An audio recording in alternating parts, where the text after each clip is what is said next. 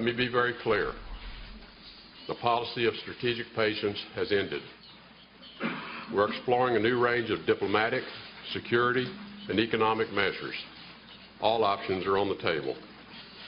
North Korea must understand that the only path to a secure, economically prosperous future is to abandon its development of nuclear weapons, ballistic missiles, and other weapons of mass destruction. Secretary of State Tillerson taking the toughest stance against North Korea in decades, saying all options, including a military strike, now on the table, stating, too, that Obama's, quote, policy of strategic patience has ended, and that the White House would not be limited to just economic sanctions in dealing with North Korea's increasing belligerence. Retired Air Force Assistant Vice Chief of Staff, Lieutenant General Thomas McInerney, he says it is about time. General, people are really nervous over military action with North Korea. Its leader appears unstable. Isn't this a risky move because Seoul could get attacked? Well, that is a potential course of action, but there's no question who's going to win that war. And the fact is, you could say let sleeping dogs lie. I don't believe that. We have been doing that for the last 50 years, Liz, and it has not worked. Look at where we are today. As Secretary Tillerson said, they're developing nuclear weapons. They've detonated 5 already. They're developing ICBMs. They're doing technology for Iran for their nuclear weapons program, and it hasn't worked. So I think, and we've always looked towards the Chinese to fix the problem. China has not fixed the problem. China wants that problem to exist so they can be a problem for the United States. I think we now have to have a change in strategy. I would use a covert economic strategy, and I would make them feel pain. General, you spent 4 tours with U.S. forces protecting South Korea. And, you know, so this, you say, has been going on for 50 years. Why do you say that? Well, I did it as a colonel, a brigadier general, a major general, and a lieutenant general. And I spent a lot of time in Korea. And we haven't gotten better. We've gotten worse. I mentioned those conditions. They're a nuclear power that are going to have weapons, if they don't already, they really do probably, that can reach the United States within the next year or so. And that is unacceptable for us, Liz. And it can reach all our forces in the middle, in the Pacific region today. It has not worked. I've seen the sunshine policy where you appease North Korea. I've seen what Clinton administration did in helping them at Yongbyon and on their nuclear development there. And none of this has worked. So I think we've got to have a covert plan of destabilizing North Korea economically, because China is not going to help us. President Trump tweeting about North Korea today, writing, quote, North Korea is behaving very badly. They have been playing the United States for years. And as you just said, General, China has done little to help. How can we get China to play ball, and how can you squeeze North Korea harder economically? It's in a devastating state right now. Yes, it is. And we have not been squeezing them economically.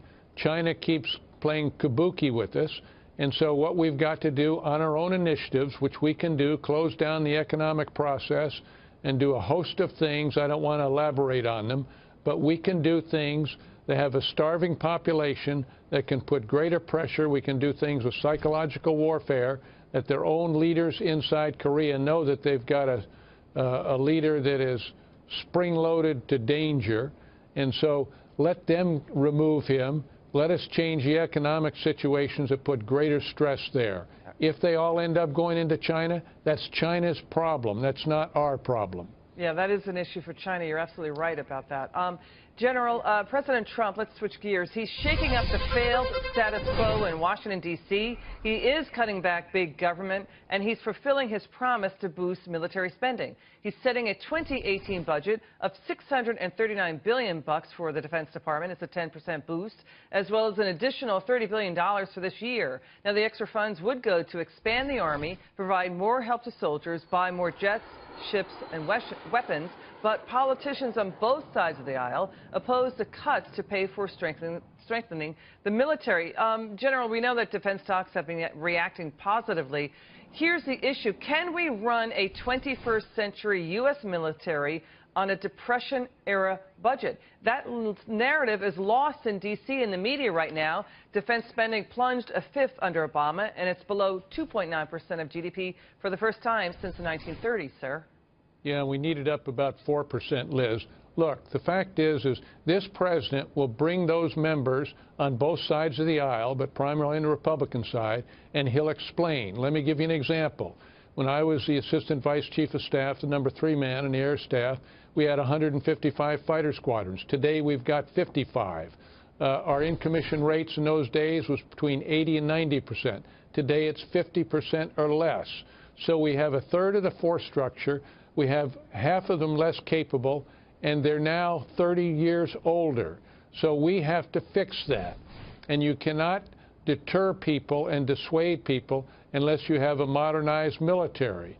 And that is a challenge, and I believe this president is up to it, and he will explain to the American people we have to grow the economy at 3 to 5% a year, and we can then afford that. General, why is that narrative missing in the media right now that even Obama's Defense Secretary Leon Panetta said Obama, under his term, there was a meat axe, a catastrophic, disastrous meat axe taken to the defense budget? Well, Obama didn't have any, that's what he wanted to do. That was his vision, because he grew up thinking that as a superpower, we were the problem. And he brought that into office. He didn't necessarily advocate that. He had all this nice stuff that he was doing, which was kabuki, and you see the results. For 8 years, we now are a shell of our former self. And the press never held him accountable. And now, of course, they want to hold President Trump accountable for everything. And he will accept that responsibility. But he's going to grow this economy. And we've got to grow the economy, and then we can rebuild our military. But we've got to do it simultaneously. So there is a balance. General Thomas McInerney, thank you so much for coming on the show. We love having you on. And thank you for your service to our country. Happy St. Pat's to you.